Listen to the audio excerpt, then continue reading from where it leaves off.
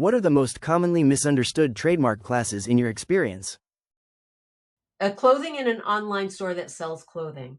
So many people think that if they have an online store selling their clothing, they file for a trademark application for their clothing.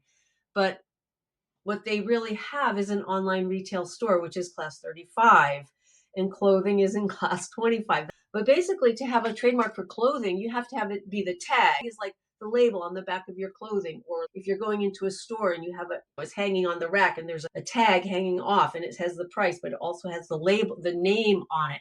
That is a trademark for clothing. But what people do is they put up a website, they start selling clothing that perhaps has it on the front.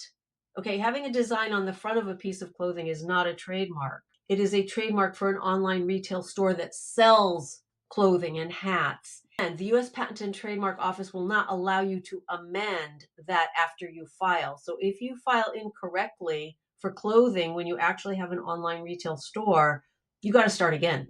If you have an incorrect classification of goods or services, you can't be amended. It cannot be amended, and they will not allow it.